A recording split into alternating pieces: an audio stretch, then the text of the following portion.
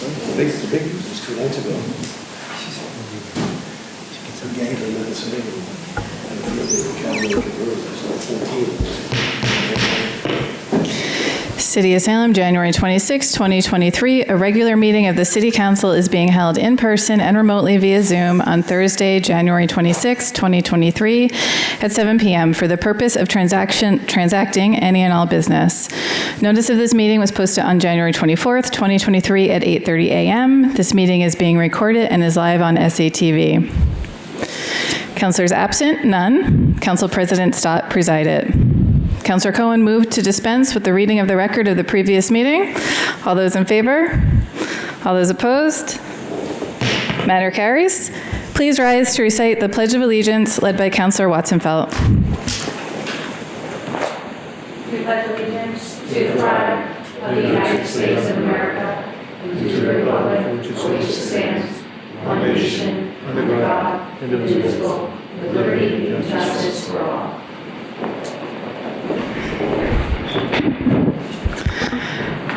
First up, we have public testimony. Per our agenda and council rules, public testimony is not to exceed 15 minutes. Public testimony is not a public hearing or question and answer period. Public testimony shall only pertain to agenda items, and sign up must occur 30 minutes prior to the meeting.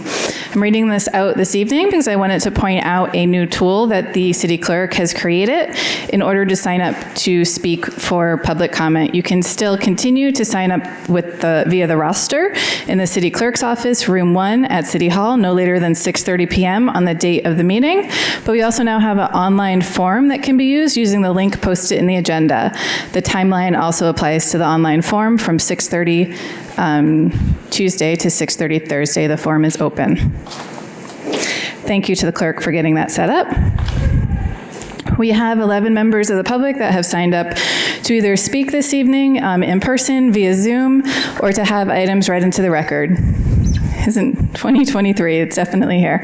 I'm going to go through, and those that are in the room have those speak first, and then we'll go to Zoom, and then we'll read the items into the record that have been submitted. So first, I see Bob Callahan. When you're ready, if you could please go up to the podium and state your name and address for the record. Robert Callahan, 8 Stearns Place, Salem, elected member of the Salem Retirement Board.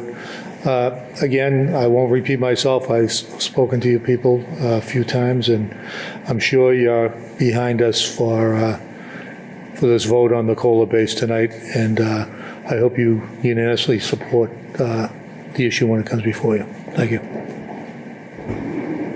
Thank you, Mr. Callahan, for your comments. Next up, we have Paul Finlan.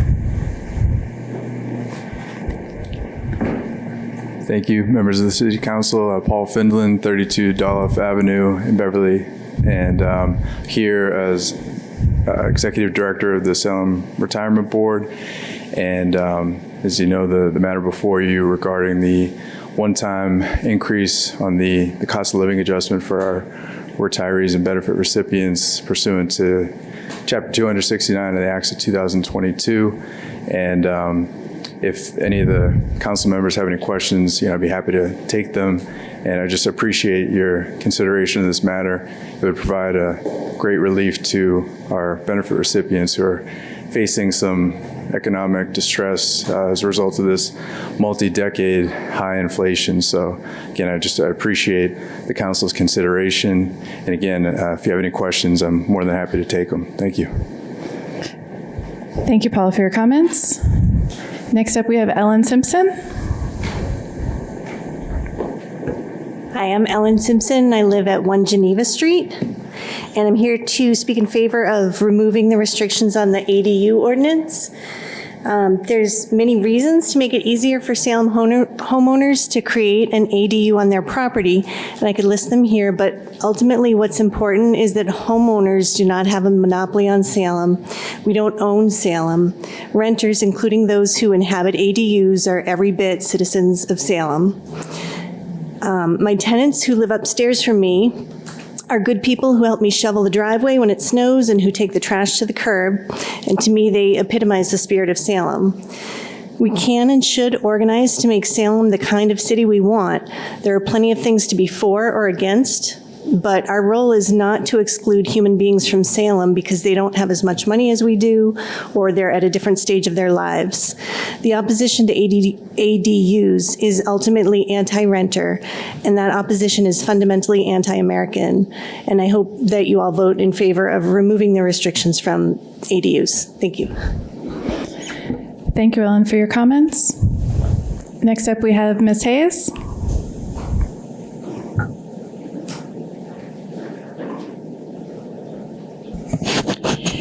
Sally Hayes, 21 Fairmount Street, Salem. I'm an elected board member with the Salem Retirement, and I spoke before, and I'm just saying that we have to do whatever we can for the seniors. So the 5% isn't really going to hurt the city, so let's vote tonight for the 5%. Thank you very much, and have a good night. Thank you, Sally, for your comments. Up next, we have Dominic Pangallo.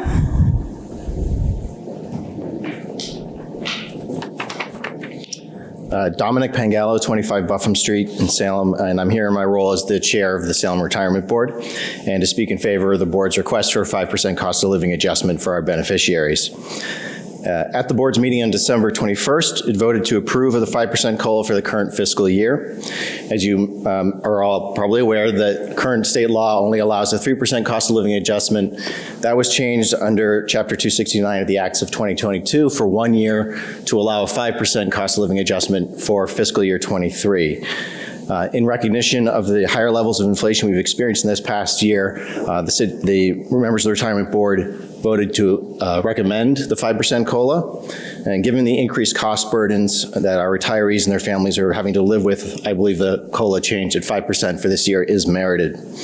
Earlier in this year, this City Council approved an adjustment in the COLA base, which is the share of the beneficiary's retirement benefit upon which the COLA is calculated.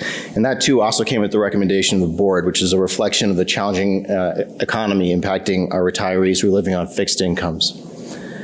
Over the course of the last decade, our retirement fund's rate of return has been 8.7%, and our total asset value today stands at nearly $250 million. While the system was not immune to the recent fluctuations in the market, we've benefited substantially from the board's conservative fiscal approach over the years and our participation in the state's pension reserves investment trust. In short, thanks to our strong fiscal position, we have the financial capacity to help those most in need. I hope you'll agree and vote to approve the board's request to establish a 5% COLA for FY23. Thank you. Thank you, Dominic, for your comments. I believe that might be all that we have in person this evening, unless if Kathleen is here. No? Okay, so we will go to Zoom land if the city clerk is ready. Christine Pappas is the next one that signed. If you are in Zoom, could you please raise your hand and we will promote you to speak.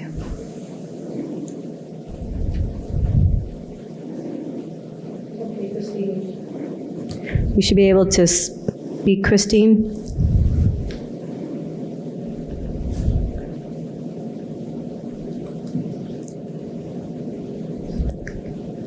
Did you unmute yourself, Christine?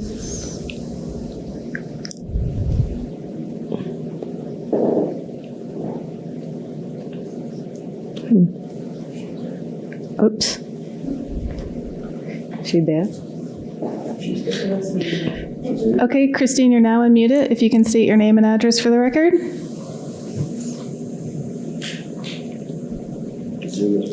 We cannot hear you.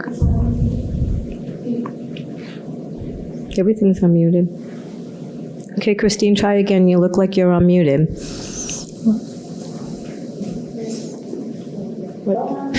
Please hold, Christine. We can't hear you here in chambers. Oh, no. If you want to try again. Okay. Okay, Christine, can you state your name and address for the record? Can you hear me? Yes, It's Christine Pappas, 24 Memorial Drive. Yes, we can hear you. Thank you. Okay. First, this is regarding the ADUs and the owner occupancy requirement that you want to move.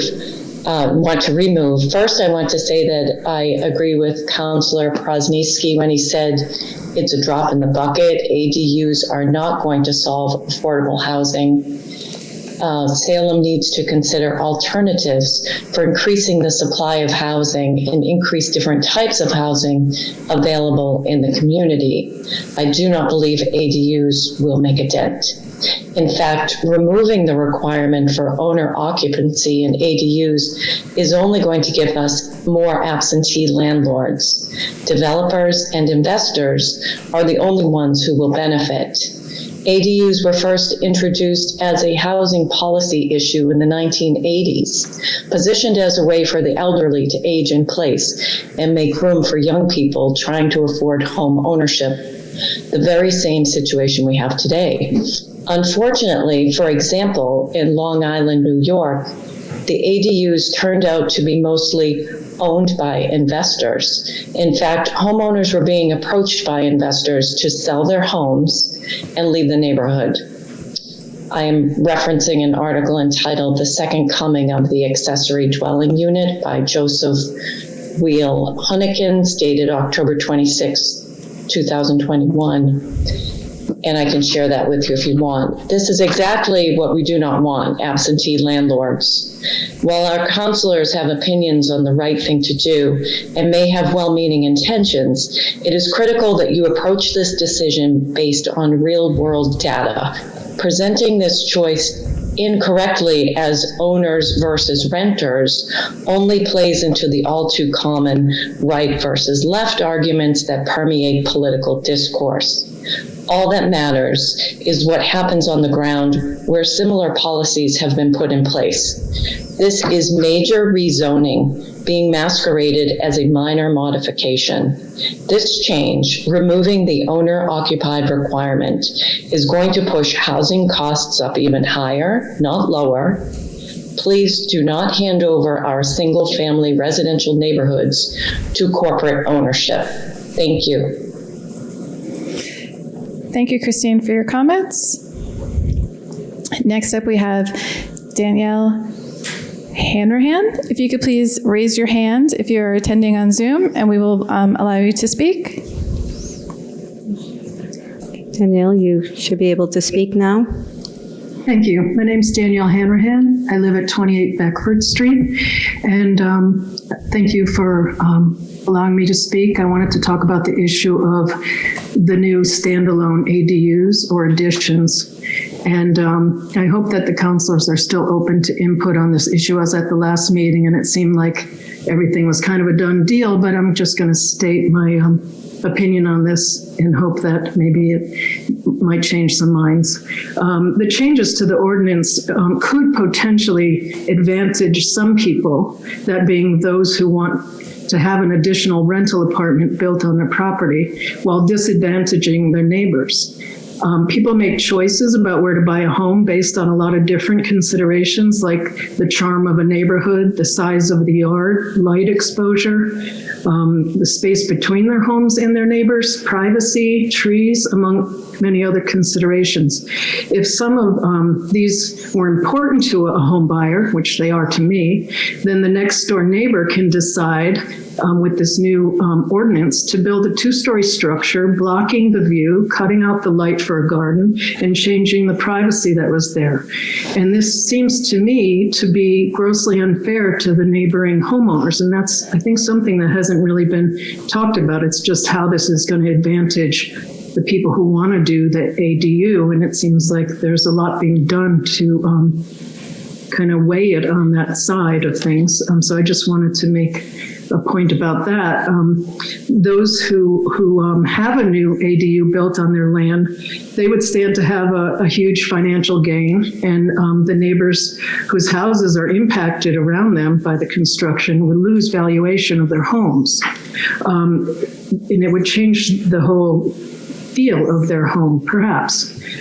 This sets up I think, an unfair advantage for the people who can afford to benefit from this change in the ordinance. And quickly on the issue of the owner occupancy, which was in the original ordinance for a reason, which I understood to partly be to keep developers from buying up Salem properties and adding ADUs and renting the entire property out. And this goes against the original intent and justification for passing the ADU ordinance 2 years ago. And I don't think that being against lifting the owner occupancy restriction is an anti-renter stance. I think it's really more about the quality of a neighborhood and how much of our city is owned by developers and corporations. And thank you for your time. Thank you, Danielle, for your comments. I'm going to call out one time Kathleen. If you are on Zoom and wish to speak, Kathleen Turnez, please raise your hand.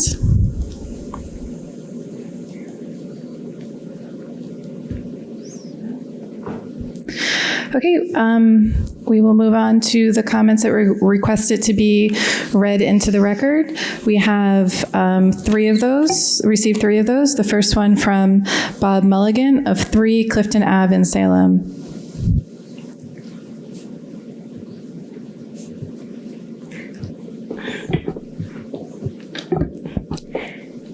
Dear Salem City Council members, I am writing to express my opinion on the proposed changes to Salem's Auxiliary Dwelling Unit ADU ordinance.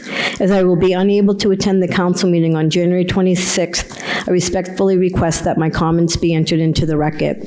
In brief, I am against eliminating the owner occupancy requirement. When originally debated, the ADU ordinance was advertised as being akin to a granny apartment or in-law apartment, which would enable families to age in place. The final version of the ordinance, section 3.2.8(1)(c), incorporated that premise to maximize privacy, dignity, and independent living among family members, preserving domestic family bonds, as well as to protect the stability, property values, and the residential character of the neighborhood. In furtherance of that goal, section 5.2.85H of the ordinance stipulates that the owner of the residence containing the ADU will live on site. No more than one affordable accessory dwelling unit shall be permitted for each principal dwelling unit, and at least one owner of the residence in which the affordable accessory dwelling unit is created shall reside in one of the dwelling units, either the principal accessory unit created therein as a principal place of residence. For the purpose of this section, the owner shall be one or more individuals who hold title to the property or a purchase and sales agreement, and for whom the dwelling shall be the primary residence, as evidenced by voter registration, tax return, or other documentation demonstrating primary residence. Owner occupancy is required for an affordable accessory dwelling unit to be permitted. Eliminating the owner occupancy requirement will, in my opinion, expose the ADU program to unscrupulous developers, erode the residential character of the neighborhoods, and do nothing to alleviate the larger issues of affordable housing in Salem. Radically altering an ordinance that has only been in effect for such a brief period of time without further study or public comment is unwise. Section 5.2.85H of the ordinance requiring owner occupancy should remain as written. Sincerely, Bob Mulligan of 3 Clifton Ave, Salem. Thank you. Next up, we have Meg Toohey of 122 Federal Street.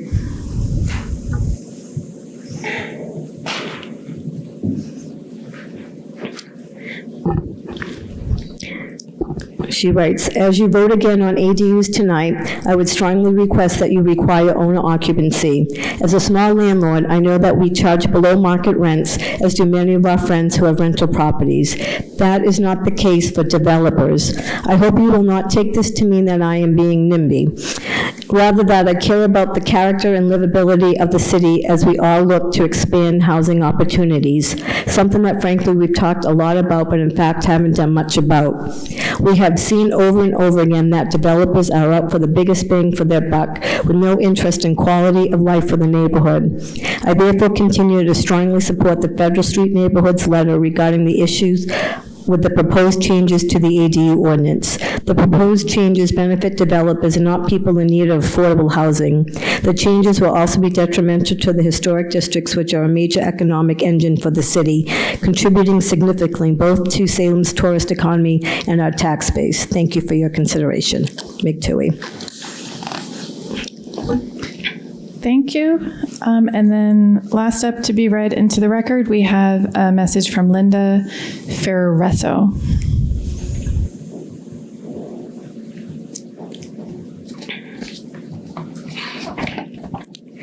Members of the City Council, I have written previously on this subject, but want to share my thoughts once again. The council spent 2 years of hard work to arrive at a consensus for the existing ordinance. It is baffling and mind-numbing to understand why you want to change this in such a short time. The ordinance was well thought out, crafted to meet the objectives of many constituencies, several of which were at odds with one another, but consensus was ultimately reached. As Councilor Presnowski has stated publicly, what was that consensus? People agreed that the ordinance as it is offers a reasonable way to help seniors or families stay in their homes or make ends meet, and at the same time create some affordable housing. That was the objective of the ordinance, not to offer more options for developers to build additional standalone buildings on current properties. Excuse me. The current ordinance got it right. A homeowner can add an ADU within their home within an existing detached structure, for example, a carriage house, and either the home or the existing structure may be expanded a little to accommodate it. As well, home ownership is one of the most sought-after American dreams, and selection of a home property is a personal choice based on available resources, zoning guidelines, and personal preferences. The thought that a neighbor can build an additional standalone building close to their home, blocking out light, peering into their windows, removal of trees that are a key factor in climate resiliency. Isn't there a tree initiative currently in Salem to plant more trees, not remove them? This is not right, nor is it the intention at the time and what was agreed upon only 2 years ago. We are not talking about a 100-year-old ordinance that's time has come for review or revision. The proper setbacks have always been a key factor in new or renovation building and should certainly be respected here as well. As far as owner occupied, wasn't the original goal to give the homeowner control over the new space in their home or yard? By eliminating the owner occupancy, it now becomes a free-for-all for developers to squeeze more poorly constructed buildings onto the small amount of remaining green space in our city. Already too much of our residential properties are being purchased by investors.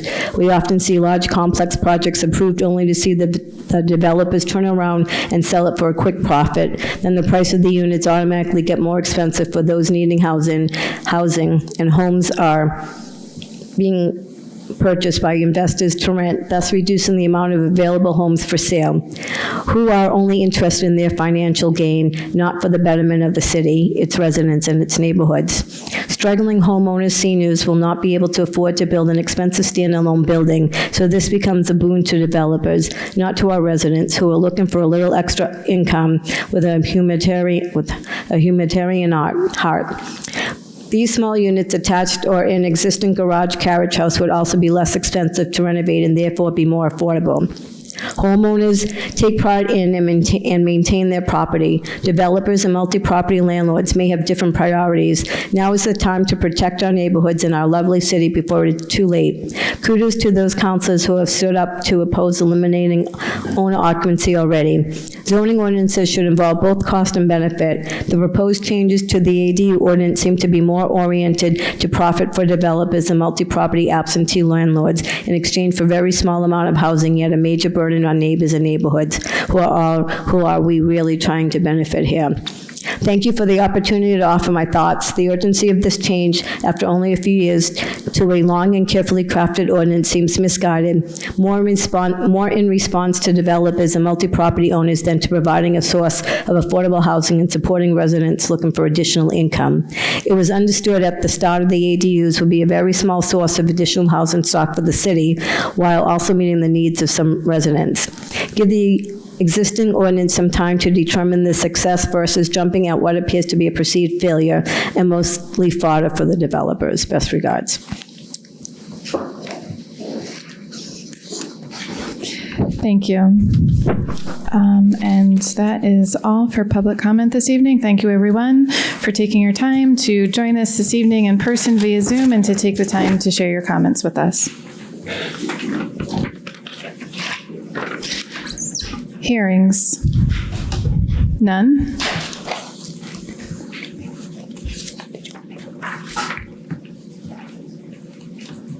Councilor Presnowski?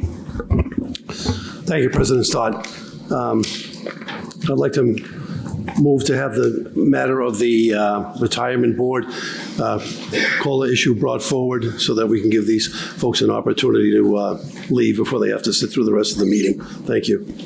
Sure. Councillor Presnowski move to page 15 in the agenda, committee reports, seconded by Councillor Dominguez. All those in favor?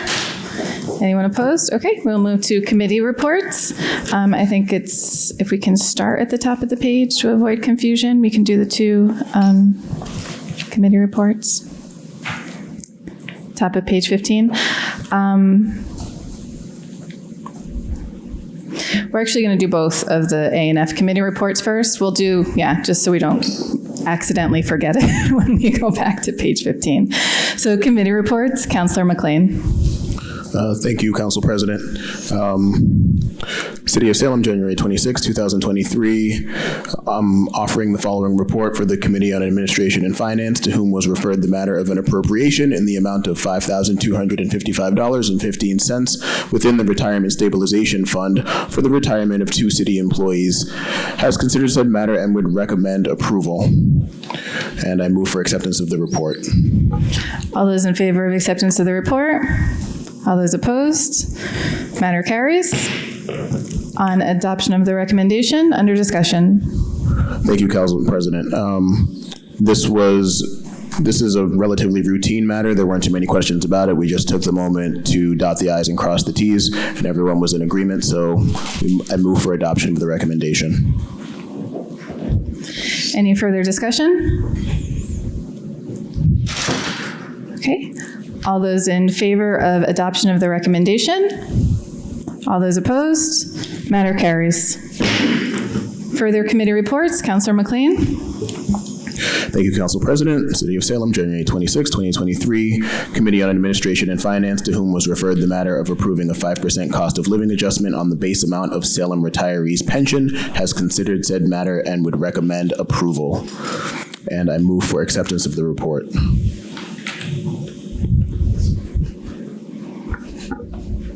Let the record reflect that Councillor Presnowski is recusing himself, as we were on the, we discussed earlier.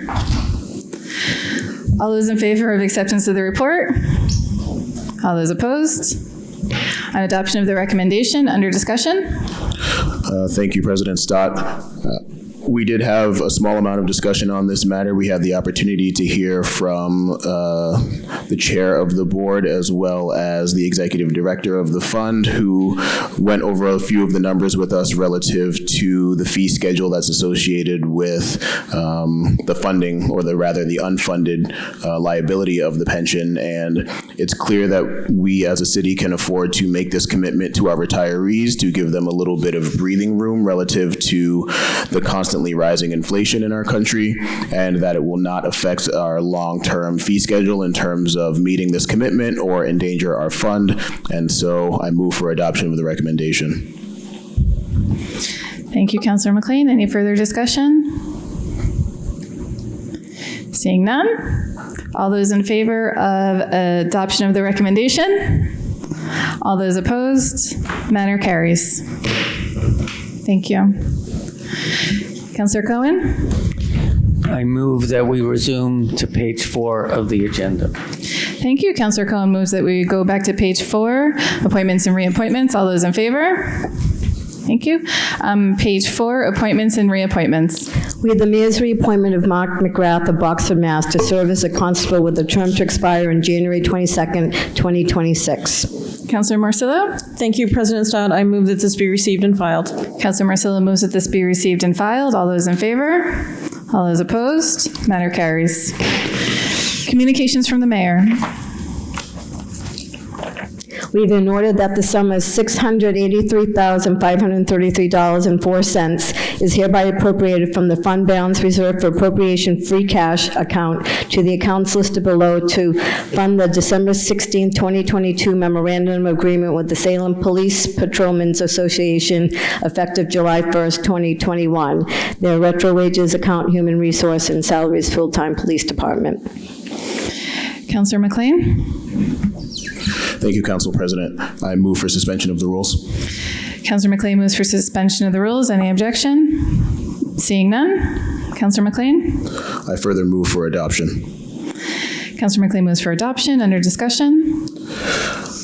Thank you. I had a conversation with our finance director about this and a few of the ensuing orders. This is the first of 3 orders we have before us tonight, where we are appropriating funds in order to meet the commitment that we have made after finalizing our contract negotiations with our Salem Patrolmen's Association, as well as our library staff. This particular order differs from a couple of the ones we have coming up, which are going to be appropriating from the salary/collective bargaining reserve account. This particular one was simply too large to come out of that account. It would have wiped out the account entirely, and so that's the reason that this is being appropriated from free cash. And it is the case that we can expect to see a similar order coming down the line as negotiations are ongoing with the Superior Officers Association. Thank you. Any further discussion? Okay, seeing none, on Counselor McLean's motion to move for adoption, all those in favor? All those opposed? Matter carries. Further communications from the mayor. We have been ordered that the sum of $108,000 is hereby appropriated from the Human Resources Department salary collective bargaining reserve account to the account listed below to fund fiscal year 2023 one-time payments pursuant to the most recent memorandum of agreement reached with the Salem Police Patrolmen's Association effective July 1st, 2021, from the retro wages of Human Resources. Counselor McLean? I move for suspension of the rules. Suspension of the rules. Any objection? Seeing none. Counselor McLean? I further move for adoption. Counselor McLean moves for adoption. Under discussion. Same explanation, same commitment, just splitting the cost between the 2 locations for appropriation. Any further discussion on Counselor McLean's motion for adoption for the $108,000 from the retro wages account? All those in favor? All those opposed? Matter carries. Further communications from the mayor. We have an order that the sum of $103,702 is hereby appropriated from the fund balance reserved for appropriation free cash account to the accounts listed below to fund supplemental costs associated with the fiscal year 2023 mayoral preliminary on March 28th and the final on May 16th special elections. Counselor McLean? Thank you, Council President. I move for suspension of the rules. Counselor McLean moves for suspension of the rules. Seeing no objection, Counselor McLean? I further move for adoption. Counselor McLean moves for adoption. Under discussion.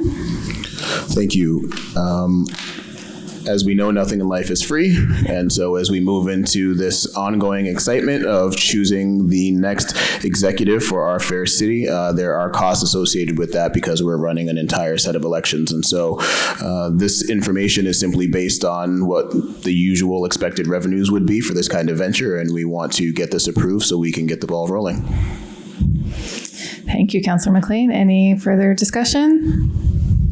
Seeing none, on Counselor McLean's motion for adoption of the $103,702 fund balance reserved for appropriation free cash to supplement costs associated with the preliminary and special election. All those in favor? All those opposed? Matter carries. Further communications from the mayor.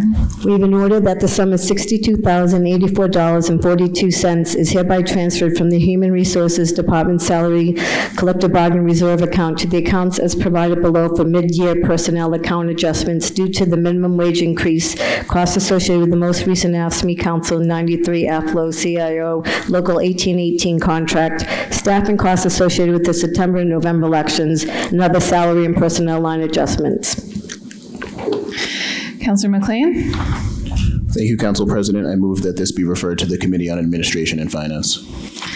Counselor McLean moves that this be referred to Committee on Administration and Finance. Under discussion. Thank you. Simply because we have such a range of departments being impacted here and the rationale for some of these increases is not uniform across the board, I think this warrants some further time where we can discuss and make sure we understand what we're doing. Any further discussion? All those in favor of Counselor McLean's motion to refer this to the Committee on Administration and Finance? All those opposed? Matter carries. Further communications from the mayor. We have an order that the sum of $31,084.44 is hereby appropriated from the Human Resources Department Salary Collective Bargaining Reserve account to the accounts listed below to fund the pay increases associated with the memorandum of agreement reached with the Salem Library Staff Association, Local 4928, American Federation of Teachers, AFT Massachusetts, AFL-CIO, effective July 1st, 2022, and its retro wages account from HR and library salaries full-time. Councillor McLean. Thank you, Council President. I move for suspension of the rules. Councillor McLean moves for suspension of the rules. Seeing no objection, Councillor McLean. I further move for adoption. Councillor McLean moves for adoption. Under discussion. Thank you. Again, another order before us where we are meeting our commitment from a settled union contract, this time in the case of our Salem Library Staff Association. I will just take a moment to point out how lucky we are to have such a great library in this community. It's one of the few places left in community that you can go and don't have to spend $1 to enjoy yourself. You find people who are helpful and willing to help you, and you find a place that you can enrich yourself, and that does not happen without our staff. Thank you, Councillor McLean. I agree. Any further discussion? On Councillor McLean's motion for adoption to fund $31,084.44. All those in favor? All those opposed? Matter carries. Further communications from the mayor. We have an order that the sum of $7,000 is hereby appropriated for the fund balance reserved for appropriation free cash account to the account listed below to fund required advertising costs for the city council. Councillor McLean. I move for suspension of the rules. Councillor McLean moves for suspension of the rules. Seeing no objection, Councillor McLean. I further move for adoption. Councillor McLean moves for adoption. Under discussion. Thank you, Council President. Did I already say that nothing is free? So that includes the work that we do in here. We've held a large number of hearings. We are passing a lot of ordinances, and that requires advertising all of that to the community, and that is not free. And so we have basically gone through this fund already, and we need to replenish it in order to continue doing the good work that we're doing. Thank you. Any further discussion? On Councillor McLean's motion for adoption for $7,000 appropriation. All those in favor? All those opposed? Matter carries. Further communications from the mayor. We've an order to accept the donations totaling $1,000 from the Disabled American Veterans Chapter 84. The donation is to be deposited into the Veterans Donation Fund. Councillor McLean. I move for adoption. Councillor McLean moves for adoption. Under discussion. Thank you, Council President. Just want to extend our gratitude to the Disabled American Veterans Chapter 84 for this donation. Thank you. Second it. Any further discussion? On Councillor McLean's motion for adoption to accept the donation. All those in favor? All those opposed? Matter carries. Mayor's informational page, none. Motion, orders, and resolutions. Councillor Presnewski. Thank you, President Stott. In the year 2023, an ordinance to amend the ordinance relative to traffic be it ordained by the City Council of the City of Salem as follows. Section 1, Chapter 42, Section 50B, handicap zone limited time is hereby amended by adding the following. Nursery Street in front of number 11 for a distance of 20 feet, handicap parking, limited time tow zone. This ordinance shall take effect as provided by the city's charter, and I move for adoption of first passage. Thank you. Councillor McLean moves for adoption for first passage. Under discussion? I'm sorry. Councillor Presnewski? No discussion. Any further discussion? No, I will note that the traffic recommendation was not included in our backup documentation, but it is available from Lieutenant Tucker as requested. On the motion to move for adoption for first passage, all those in favor? All those opposed? Matter carries. Further motions, orders, and resolutions. Councillor Morcillo. In the year 2020. Let's try that again. In the year 2023, an ordinance to amend an ordinance relative to traffic. Be it ordained by the City Council of the City of Salem as follows. Section 1, Chapter 42, Section 50B, Handicap Zone Limited Time, is hereby amended by repealing the following. Ocean Ave West, repeal in front of number 169 Ocean Ave West for a distance of 20 feet. Handicap parking limited time tow zone. Section 2, this ordinance shall take effect as provided by city charter. And I move for adoption for first passage. Councilor Marcillo moves for adoption for first passage. Under discussion? Thank you, President Stott. This has been approved by the police department, and this is a parking spot that was needed before, but they have since moved, and so the handicap spot is not needed anymore. Thank you. Any further discussion? All those in favor for Councilor Marcillo's motion for first passage? All those opposed? Matter carries. Further motions, orders, and resolutions. Councilor Marcillo.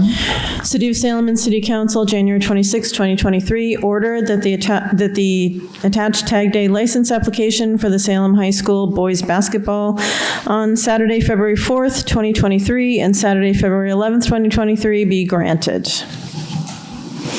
Councilor Marcillo moves for granting the Tag Day license? Yes, and I move for adoption, yes. All for adoption. All those under discussion? Thank you, President Stott.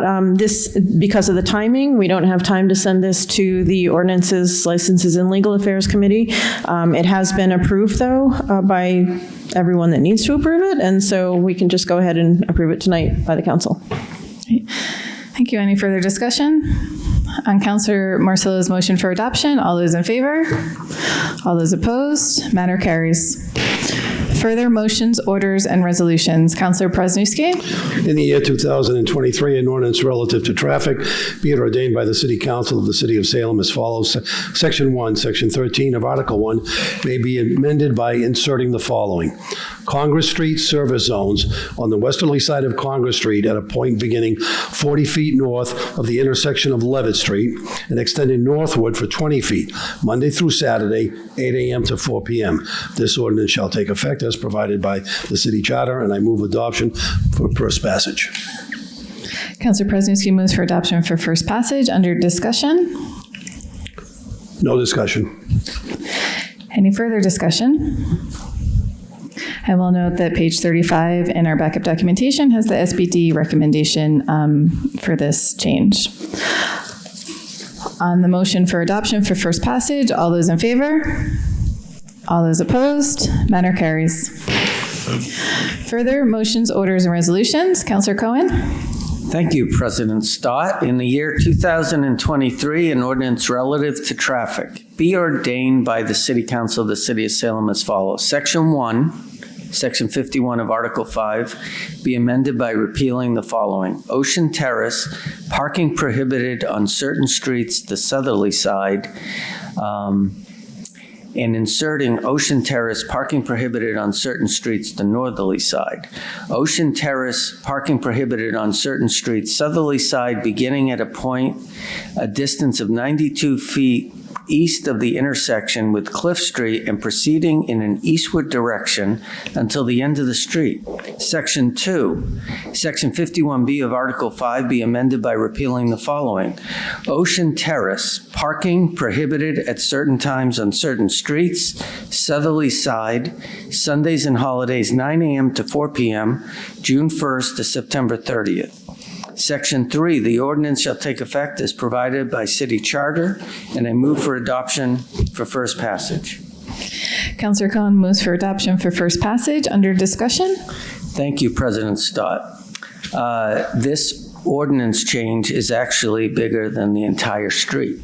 So I want to just mention that this is a very odd street where the curb cuts on one side and the distance between the driveways is such that we actually had the no parking and parking sides on the opposite sides. So people were actually parking in front of people's driveways.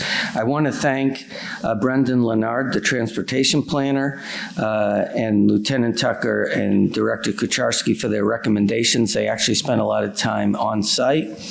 And the north side where the parking is currently permitted has numerous driveways and low curb reveal, where the south side, which is currently not permitted, is largely interrupted and a more defined curb.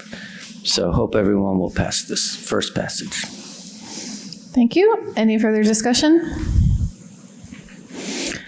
All those in favor for Councillor Cohen's motion for adoption for first passage? All those opposed? Matter carries. Further motions, orders, and resolutions? Councillor Cohen. Thank you, President Stott. Ordered that the Committee on Ordinances, Licenses, and Legal Affairs, co-posted with the Committee of the Whole, meet to discuss the following home rule petition. Ordered that a petition to the General Court accompanied by a bill for authorization to enact a local condominium conversion ordinance for the purposes of tenant stability and maintaining the general welfare of Salem residents as set forth below be filed with an attested copy of this order, be and hereby is approved to the end that the following legislation be adopted except for amendments by the Senate or House of Representatives which conform to the intent of this home rule petition. An act authorizing the city of Waive the reading. I believe that was Councillor McLean that moved to waive the reading. No? Councillor Varela moved to, sorry, didn't see. Is there a second? Seconded by Councillor Marcillo. Councillor Cohen. So thank you, President Stott. I appreciate that, Councillor Varela. I'm going to make an amendment and then move that the amendment and the order be adopted today. That this not be sent to the Ordinances, License, and Legal Affairs Committee, but the vote to adopt happens at this meeting.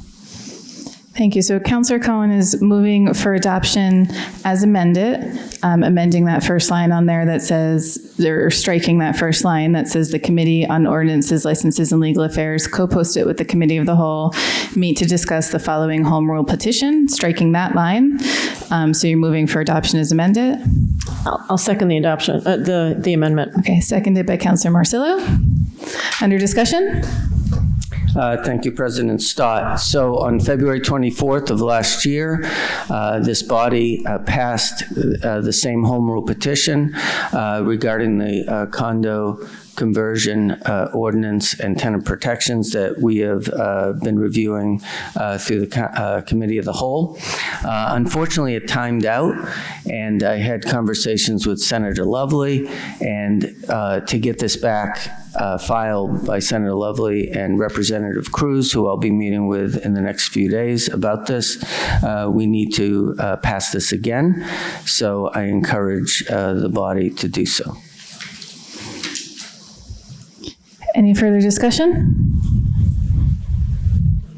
Okay, so do we need to vote on the amendment separately? So we'll first vote on Councillor Cohen's amendment to strike the first line that would be sending this to committee. Seconded by Councillor Marcillo. We would be striking that the Committee on Ordinances, Licenses, and Legal Affairs co-post it with the Committee of the Whole, meet to discuss the following home rule petition. All those in favor of this amendment? All those opposed? Amendment carries. We will now vote on Councillor Cohen's motion for adoption. Any further discussion? On the motion for adoption for the order as amended, all those in favor? All those opposed? Matter carries. Any further motions, orders, and resolutions? Nope. Committee reports. Did the first two. Further committee reports. Councillor Marcillo. Thank you, President Stott. In City Council, January 26, 2023, the Committee on Ordinances, Licenses, and Legal Affairs, to whom was referred the matter of granting certain licenses, has considered said matter and would recommend that these licenses be granted. On acceptance of the report, all those in favor? All those opposed? On adoption of the recommendation, any discussion? No discussion. On adoption of the recommendation, all those in favor? All those opposed? Matter carries. Further committee reports. Councillor Dominguez?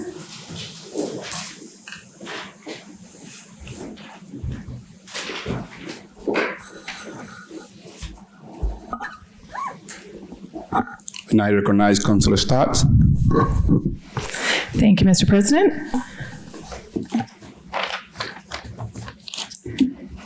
City of Salem in City Council, January 26, 2023, the Committee of the Whole, to whom was referred the matter of an ordinance to amend a zoning ordinance relative to accessory buildings and structures and affordable accessory dwelling units, has considered said matter and would recommend adoption as amended for first passage by roll call vote. On acceptance of this report, all those in favor? All those opposed? Seeing none, the matter carries. On the adoption of the recommendation, on the discussion. Thank you, Mr. President. So the Committee of the Whole met to discuss this affordable accessory dwelling unit, affordable AADU. I stumble over my words saying that each time. Last week, and we had a thorough discussion, which I appreciate. There are 5 elements in this zoning ordinance amendment. Actually, there might be 1, 7, 8, 9, actually. Gosh, I summed that down. That we discussed, and we talked through all items. There were definitely some that had more discussion than others, and there was one that we did vote to amend and to strike from the final vote. So that was the section 2C. The committee voted to delete the word water to strike the section that says delete the word water. It's a double negative there, per the committee report. That was submitted as a portion of the original filing from the mayor to separate the water utilities, but then there were further discussions with the city engineer and staff that really made it too burdensome of a cost to do that. So we are keeping, or the committee voted to keep the ordinance as it is currently by deleting the request to delete the word water from section 5J. The other items that we voted on separately were the owner occupancy requirement for affordable accessory dwelling units. That one probably had the largest portion of the conversation in the committee. The roll call vote was very close. It was a 5-4 roll call vote, I believe. As a 10-member committee, it was a close vote.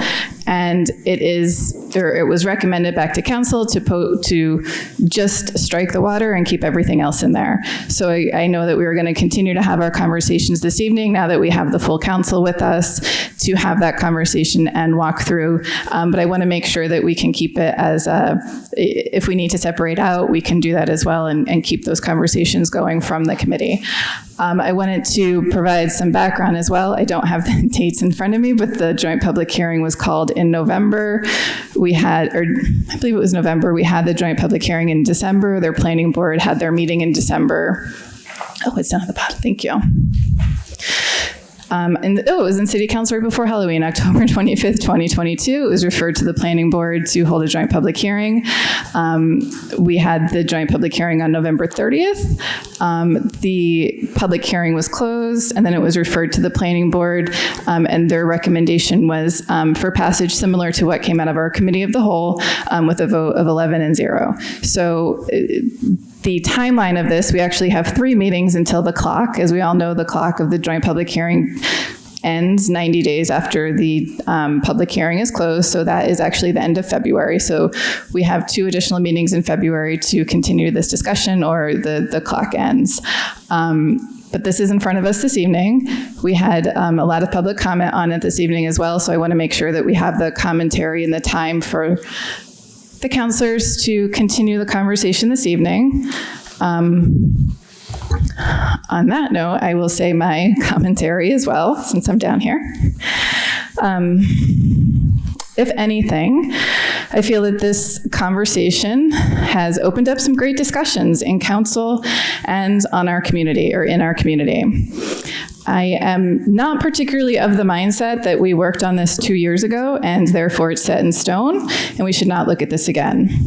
I am the mindset that our ordinances and our zoning is a living, breathing item that should be reviewed and looked at. I'm also in the mindset that we have an affordable housing crisis.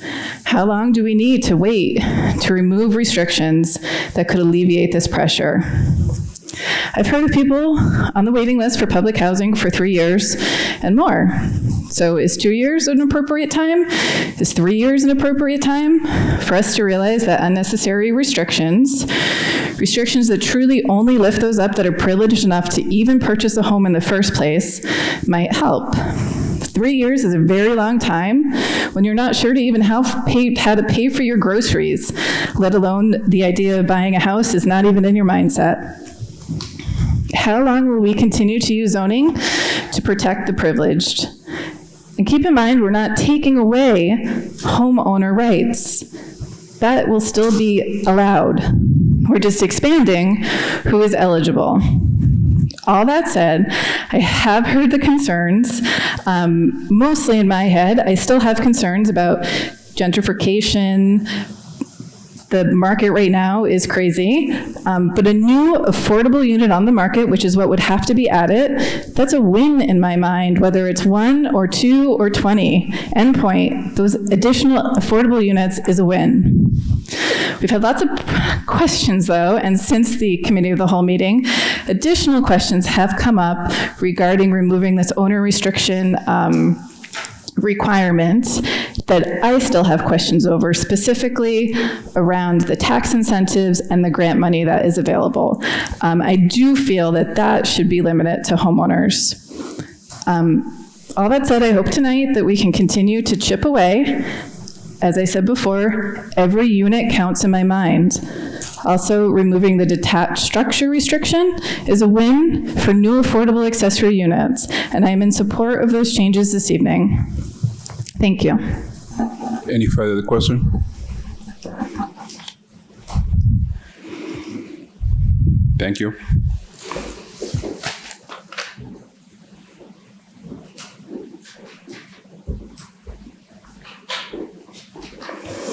Thank you, Councilor Dominguez. Councilor Marcillo? Thank you, President Stott. I move to strike Section 2C. Councilor Marcillo moves to strike Section 2C. Section 2C is deleting the word water from Section 5J. Seconded by Councilor Varela. Councilor Marcillo? Thank you, President Stott. This is the first of 2 motions tonight to tease apart the different amendments under consideration to make sure that we are able to pass something that we agree on. This motion is to strike the deletion of the word water from Section 5J of the ordinance, and this is a double negative, so I'm going to explain everything here. This follows the Planning Board recommendation and the recommendation of the Committee of the Whole. By striking Section 2C, we keep water in the list of utilities provided by a single service to both principal dwelling unit and the AADU. And again, this originally came from the engineering department where they had a requirement that a detached structure had a separate water service. But after discussions with planning and understanding that this unit could never be sold separate from the principal dwelling unit, then engineering agreed that it could remain under one water service. So a yes vote on this particular amendment or this motion will keep the current language in place. A no vote requires a separate water service for the AADU as submitted originally. Thank you. So Councilor Marcillo has a motion on the floor to amend the ordinance in front of us by striking Section 2B, seconded by Councilor Varela. I'm sorry, Section 2C, which is deleting the word water from Section 5J. Any further discussion on this motion?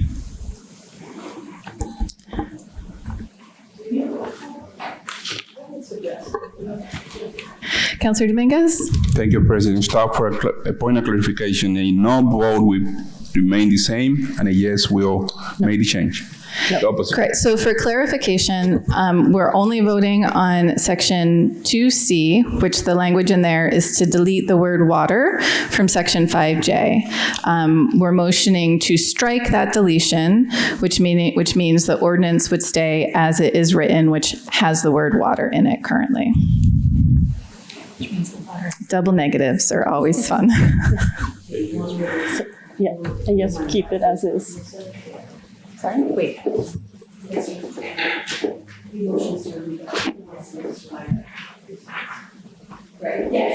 Yep, so just for clarification, the whole section of 5J says electricity, water, oil, and gas shall be provided by a single service to both affordable accessory dwelling unit and the principal dwelling included in the rent. So the motion is to keep that sentence the same. Any further discussion? We're going to do a roll call vote. Madam City Clerk? Council Watson-Felt? Yes. Councilor Varela? Yes. Council Prosnewski? Yes. Council Marcillo? Yes. Council Merkel? Yes. Council McLean? Yes. Council Hapworth? Yes. Council Dominguez? Yes. Council Cohen? Yes. And Council Stott? Yes.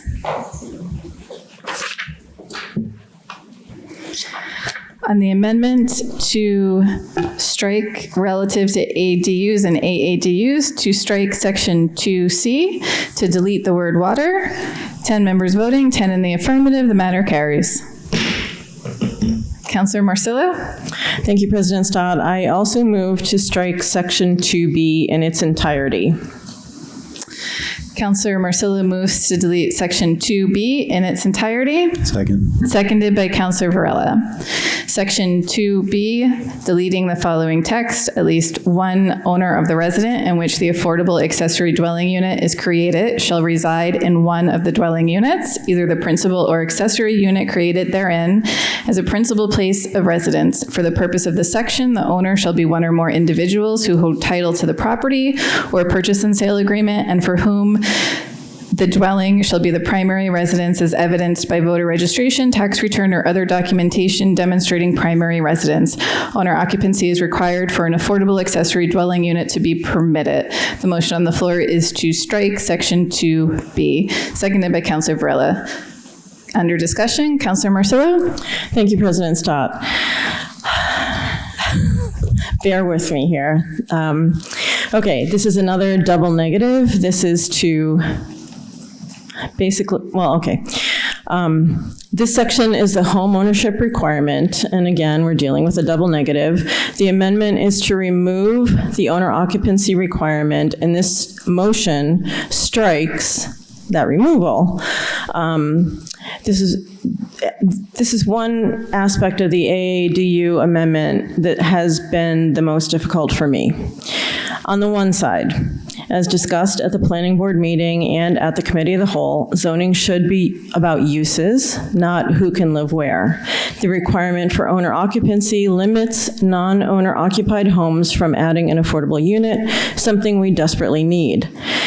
As we recently learned, the Salem Housing Authority's state public housing wait list has 22,963 households on the family housing wait list and 6,913 on the elderly and disabled waiting list. There are many who say that Salem has done enough. We are also hearing the same thing from Beverly and Peabody. Other communities are trying to skirt the new Massachusetts state law for multifamily by right zoning for MBTA communities. The reality is that every community can and must build more housing. Just this week, news broke that Lego will be moving its U.S. headquarters to Boston. Why?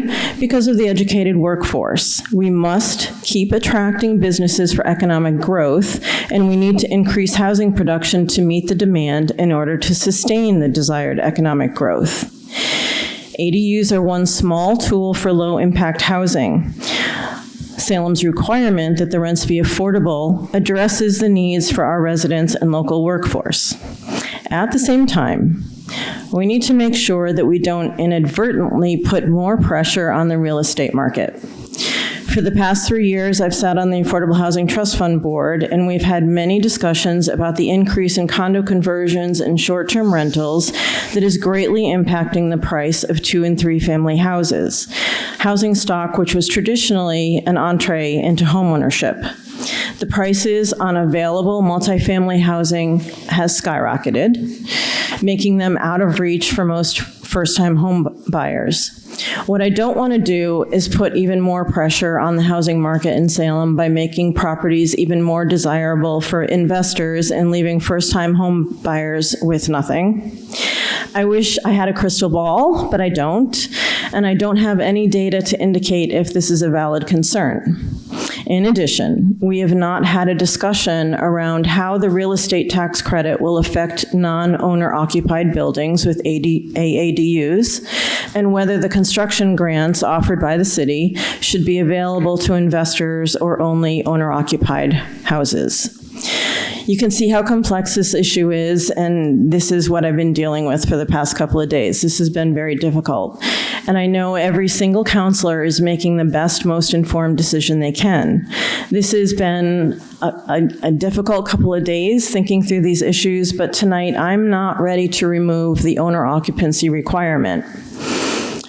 One last thing, and Councilor Stott also, President Stott also mentioned this. We've heard from many that the council just passed the AADU ordinance and now wants to change it.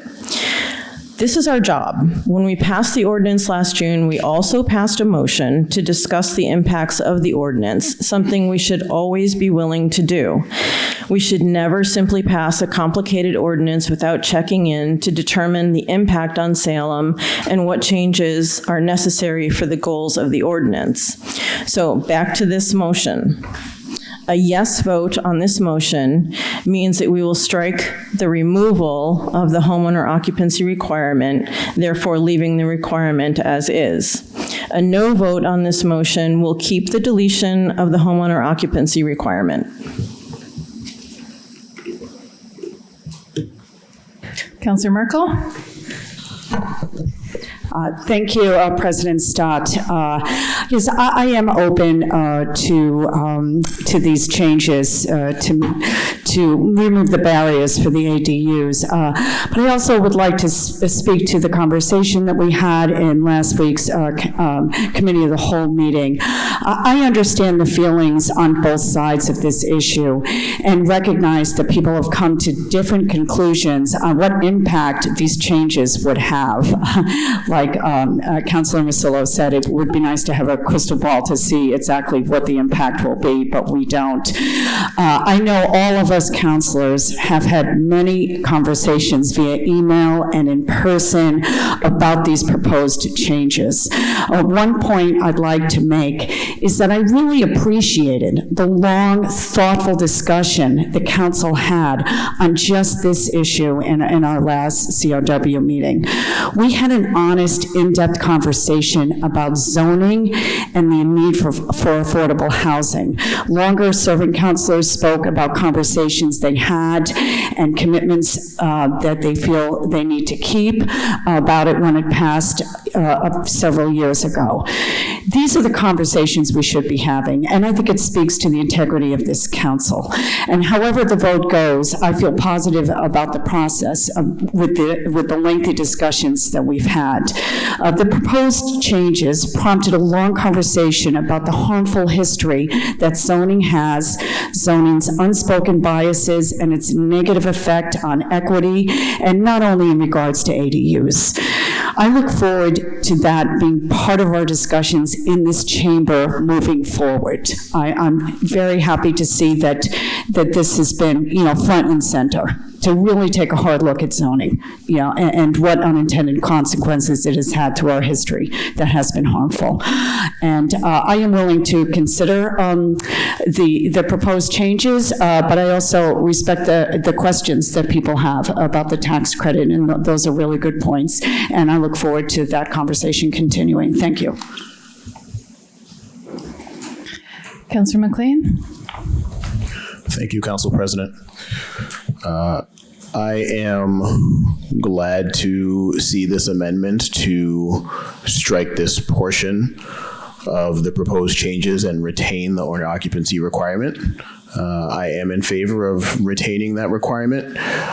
The Ward 3 councilor already spoke very clearly to concerns about the impact of removing this requirement on the marketplace in Salem.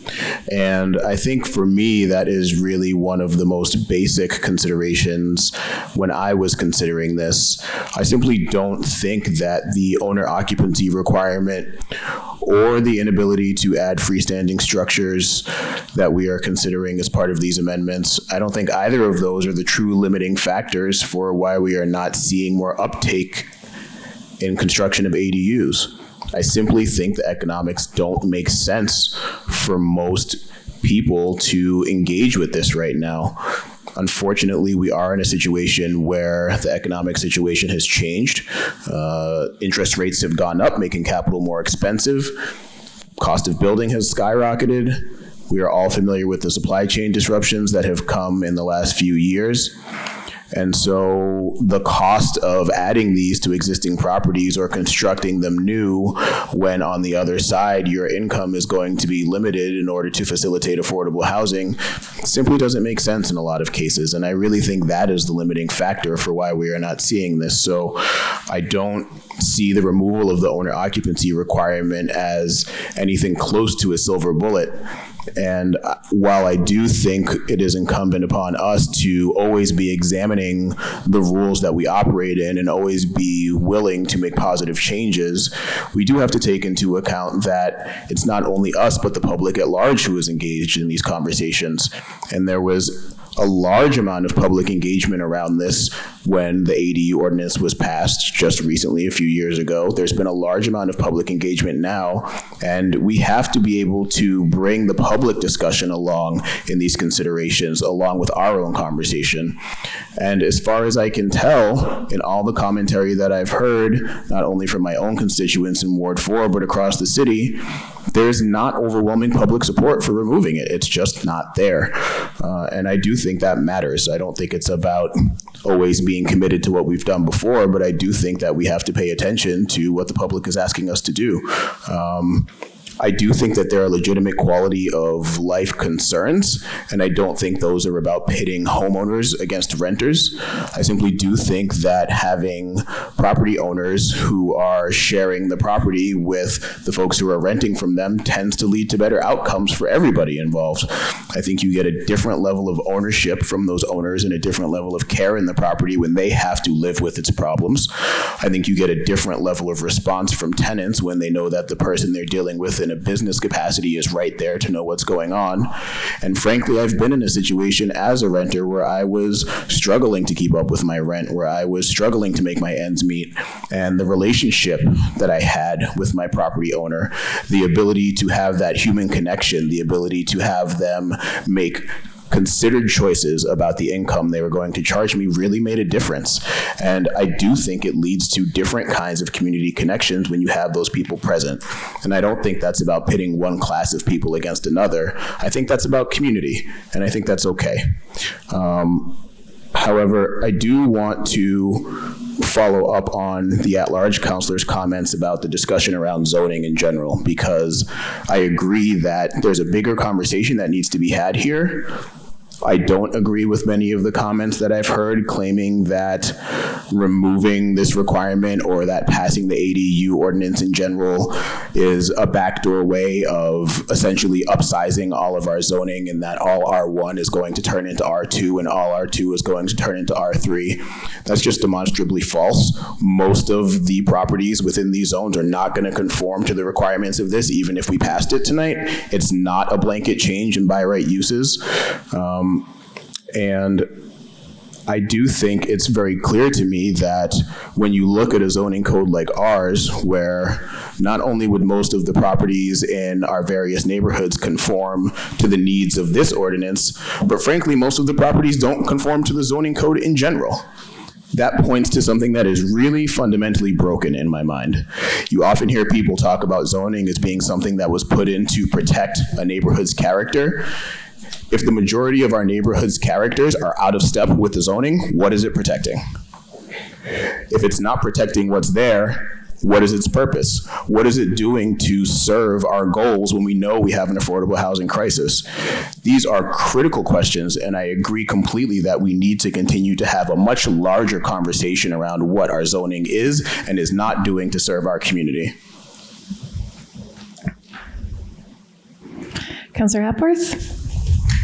Thank you, President Stott. And I want to echo the comments of just thanking my colleagues for the conversation and the thoughtful dialogue around this, and just appreciate the amendment that we have here tonight. I was one of the councilors who was not in support of removing the owner occupancy partially because of commitments that I felt I had to keep in discussing this with residents and moving people along and talking through ADUs. I think we need the public's trust to move forward. And I would agree with Councilor Merkel's comments around zoning. Zoning is broken across this country right now.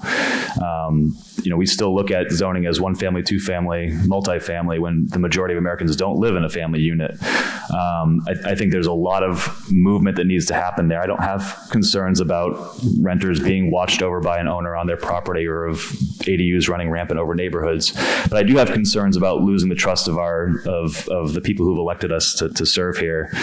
So I appreciate this amendment. I hope we can continue forward with discussions. There's a lot of work that needs to happen around affordable housing, and I hope that we have the ability to do that. Thank you. Councillor Watson-Felt?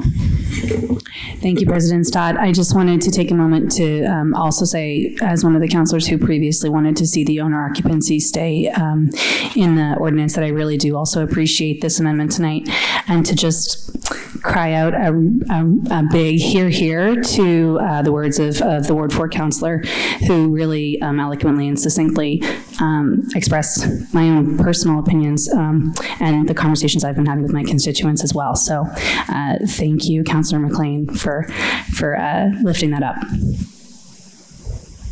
Councillor Cohen? Thank you, President Stott.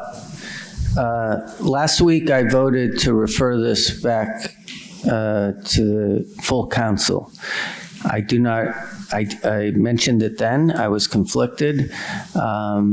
It's a complex issue, but I also felt like we didn't have all the councilors at hand, and I don't believe that this is something that should have been decided in committee. And to show how complex it is, I've, as everyone else has mentioned, really tried to be thoughtful and to internalize all the comments from the public, that when Councilor Morcillo reached out to me and mentioned this one component, that the incentives, which are significant, and hopefully, as people learn more about what is available to them, will turn into more ADUs. I don't believe, as Councilor Morcillo said, that it should be something available to investors. I think there's been a lot of hyperbole, terms like neighborhood quality and rental bias, I don't really think are applicable. Neighborhood problem properties, which we talked about before, are really the responsibility of the landlord, the property owner. Keeping the requirement will add rental units that don't already exist. It will not diminish the current amounts. We haven't promoted enough, as I mentioned, these incentives. Up to $45,000 in construction costs and tax credits to keep the rents under a certain amount. These are significant. I do want to mention that I helped craft the short-term rental ordinance a few years ago, and the component that I helped with was specifically designed to mitigate the diminishing rental stock. We've had a lot of issues where investors have come in and bought monthly families and turned them into virtual hotels. And every time a long-term rental becomes a short-term rental, we've lost a tenant. unfortunately, when it was exposed that the city had not been doing enough to enforce these regulations, Councilor Hepworth and I were, because of different reasons, but for the right reasons, had to recuse ourselves. And I mention this because there's a lot of things that we can do as a community to maintain our rental stock, that just being one of them. I believe also that having rental income can enable young and working class families to own and build equity. We need to make this home ownership, which is, was available, in my generation. Many people were able to, regardless of, if they were working class, middle income, it was easier for them to purchase a home. And now it's really difficult. And I do believe that having rental income attached to a property might make it easier for a young family or working class family to buy a home. I do want to end by saying that I'm very biased towards an advocate for renters and tenants, especially who already live in Salem. That's why I think it's so important that we consider the condo conversion and tenant protection ordinance this year. It's important that we keep working on behalf of renters and tenants and increase the affordability that these measures, along with inclusionary zoning, can result in. So I really applaud the dialogue and thank my colleagues for their comments. Any further discussion? Councilor Presnewski? Thank you, President Stott. I think for the public's interest in this discussion, I think one of the things that they have to understand is that Councilor Marcillo said that this is a yes vote, which is going to keep things the same. It's not going to change the ordinance, which means that we will still be required, owners will still be required to be part of it. That's an important thing because the double negatives have confused, I'm sure, quite a few people out there. Again, everybody here has basically said a lot of things, especially Councilor McLean has hit so many home runs with some of the verbiage that he used and why this change isn't good for the city of Salem, and I agree. I don't think that this impacts, regardless whether we change it or we don't change it, it's not going to impact our affordability issues in this city. We're wasting a lot of time on these minor things when we should be talking about other developments that can truly make a difference about affordability and housing in Salem. The ADUs aren't going to be the answer. The other thing is we had a caller, during our public discussion at the committee meeting, we had a caller who said that we haven't even given this a chance. This is a new ordinance, and we really don't know the impact. And now we're trying to change something we don't know the impact of. It takes time to build an ADU. It takes time to get the permits. It takes time to get the funding. It takes time discussion from the landowner to be able to decide whether or not it's viable. And we just haven't given that the time. So we're discussing the impact when we don't know the impact because it's just been too soon. The other part was, that we're hearing a lot of, especially in public comment tonight, was about it opens the door for developers as an investment with disregard to the impact on what it's going to do to the neighborhoods. And I do agree with that wholeheartedly. I'm actually looking forward to reading the article in the Long Island Press that was spoken with by an earlier caller about someone who's had time with these ADUs and has issues with these ADUs, and something to take a look at. It'll give us some basis for our decisions tonight. So I'm just happy that Councilor Marcillo has made this motion, and I support it. Thank you. Any further discussion? Councilor Merkel? Thank you, President Stott.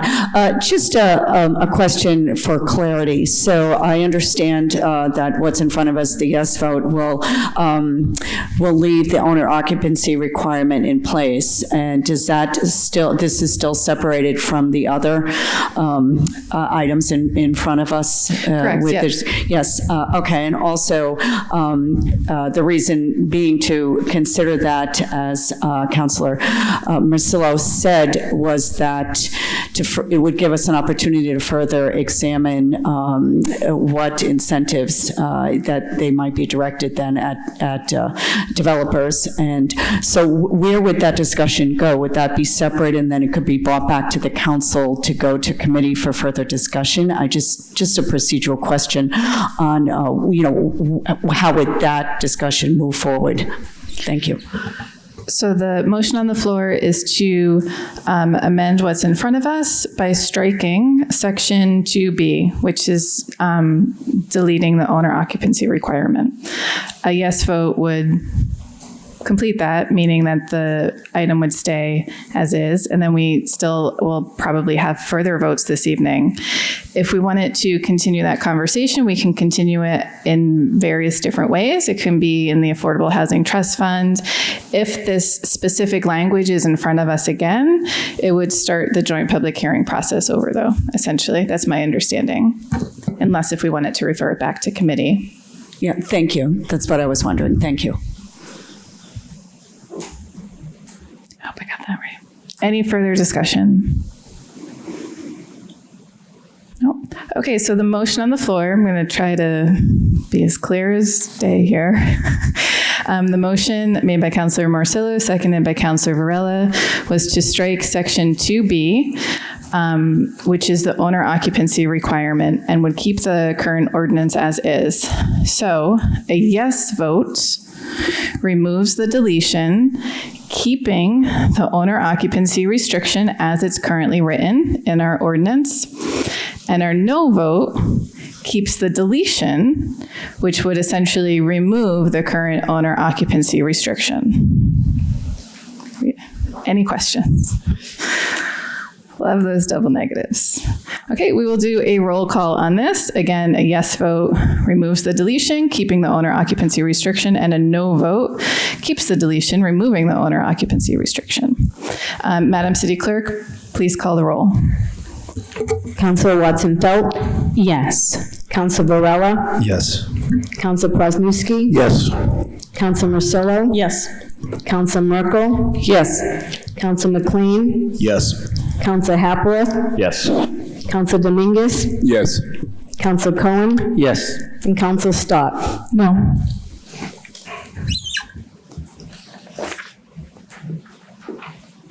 Thank you. On the amendment to zoning ordinance related to ADUs and AAUs to strike section 2B in its entirety, 10 members voting, 9 in the affirmative, 1 in the negative. The amendment carries.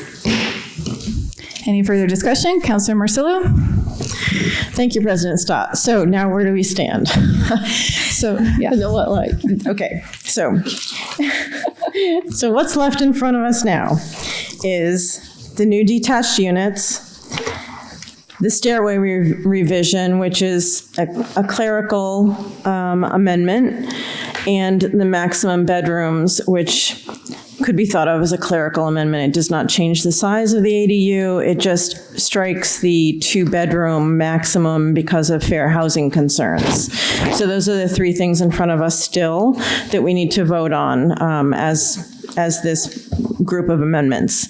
And so I am still very much in favor of allowing detached structures, and I was before. And I'm in favor of them following the setbacks for accessory buildings.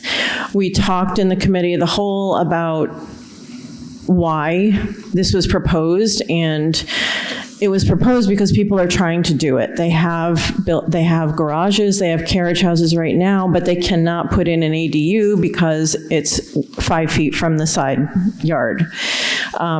Accessory buildings you can do that in an accessory building. And so that's one thing right now where people are trying to build ADUs and they can't. And again, the reason why we asked to get an update from planning was because we needed to know what people are running up against when they're trying to build ADUs. And this is an example of what they're running up against. I think back when people have problems about the building is too close to the side yard. Our historic neighborhoods are dense and they have buildings on top of each other. And they do not follow the zoning, but they are the neighborhoods that people love the most. They love to walk through these neighborhoods the most. They're considered, yes, the historic neighborhoods, and they're beautiful, and people want to live there. I think of Botts Court, for one, where houses are right up against the street, for instance. That does not follow zoning, but it's a very desirable neighborhood. I think of Federal Street, I think of River Street, I think of Lynn Street, all those streets down there, the houses are on top of each other. People love living there. So a concern about building a garage with a unit on the second floor, that it's going to be too close. There's already building code requirements that if your building is 5 feet from the setback, you can't put in windows on that side. There's fire code restrictions that you have to build into your property. And again, building a new detached structure is going to cost money, and so we're not going to get tons of these, but there are people that want to do it right now, and they have the lot size to do it, they have the space for it, and so I would like to see that pass tonight in this group of amendments. Thank you. Any further discussion? Councillor Watson-Felt? Thank you, President Stott. I just one additional comment on the Ward 3 councilor's remarks just now. If someone who owns a property in a protected historic district, which is not necessarily a historic neighborhood, just to be clear, a district which is determined legally, right? They also have to be approved through the Historical Commission as well. So for my constituents listening who are living within designated historic districts, legally bound historic districts, understand as well that there is an added piece of this process for homeowners there, which will require them to go before and receive approval of the Historical Commission. That people can feel however which way about that they want, but I wanted to make sure that that was stated on the public record for everybody's understanding. If you live in a historic neighborhood and you are not sure if your historic neighborhood is a designated historic district, please contact Historic Salem or the City of Salem's Historical Commission. Those two groups of people can answer your question very quickly. Thank you. Thank you. Some great clarification. Any further discussion? Councillor McLean? Thank you, Council President. The matter of new detached structures is the aspect of these amendments that I struggled with the most.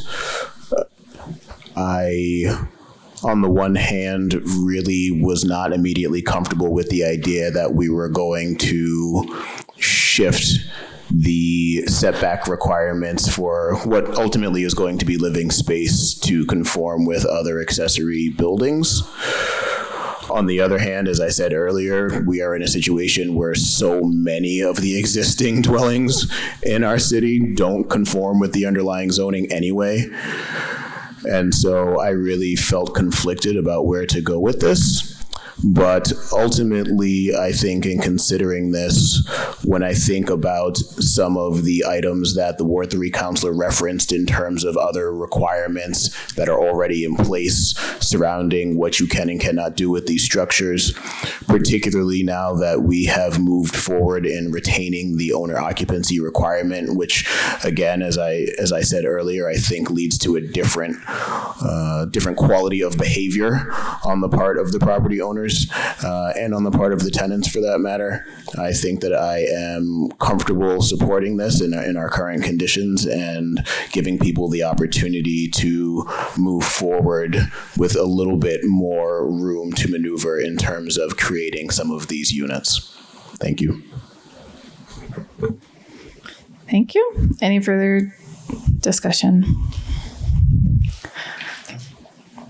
So for clarity, our next vote up is essentially what we have left in the amendment in front of us, an ordinance to amend an ordinance relative to zoning for the accessory building and structures. We have, everyone I think has a copy in front of us. We have voted on deleting sections 2B and section 2C. So we will be voting for first passage for the remaining sections that are within the ordinance. A yes vote would be for first passage, a no vote would be for not. Any further discussion?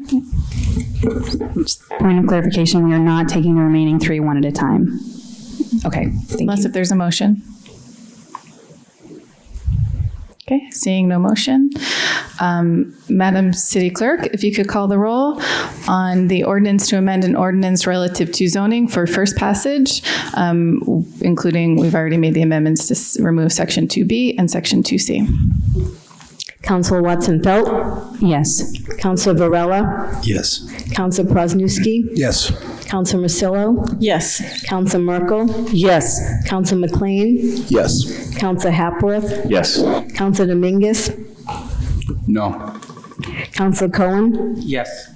And Counselor Stott? Yes.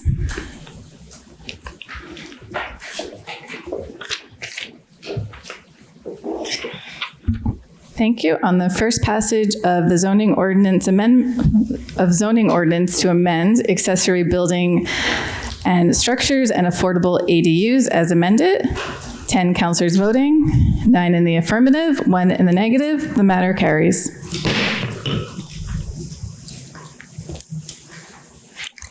Communications from City.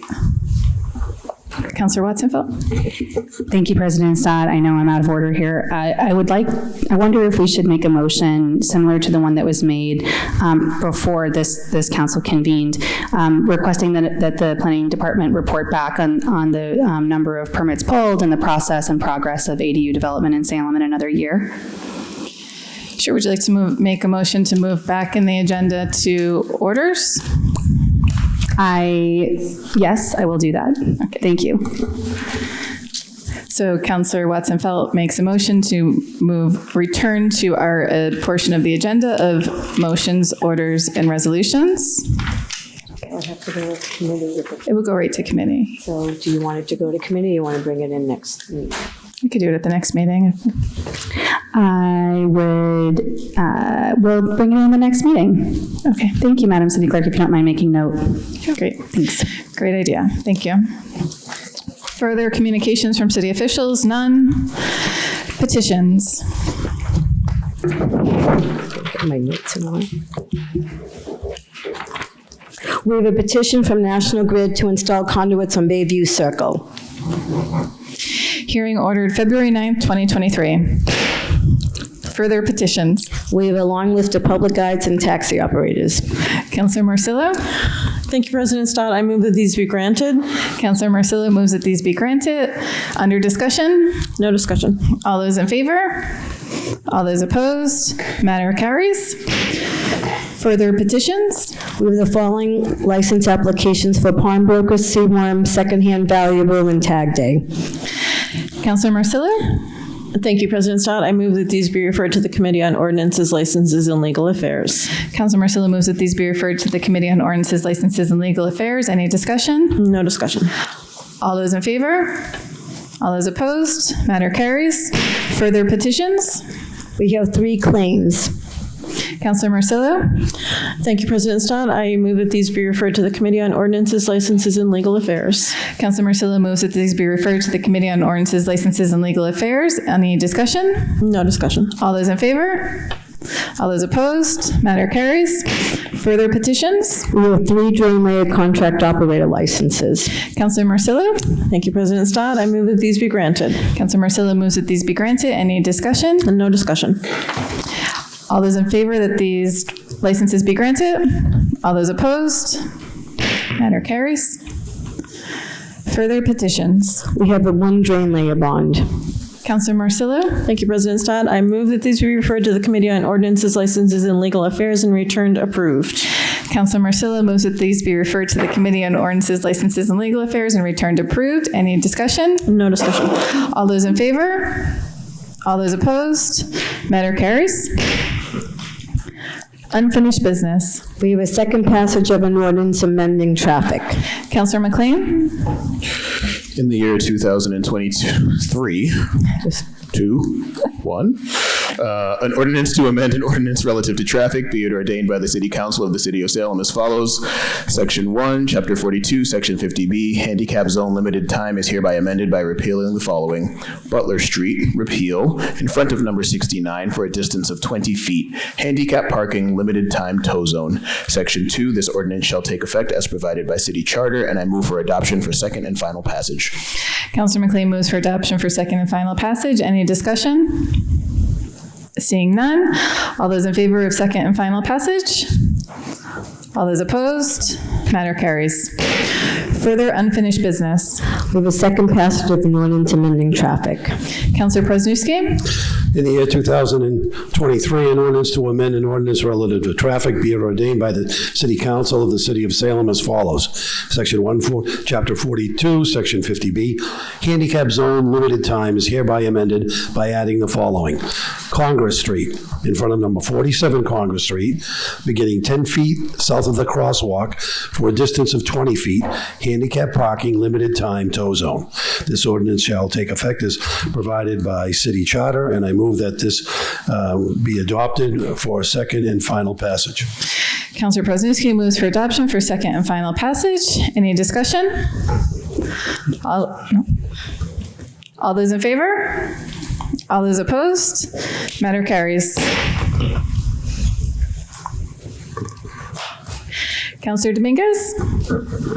Motion to adjourn. Counselor Dominguez moves to adjourn. All those in favor? All those opposed? We are adjourned. Thank you, everyone.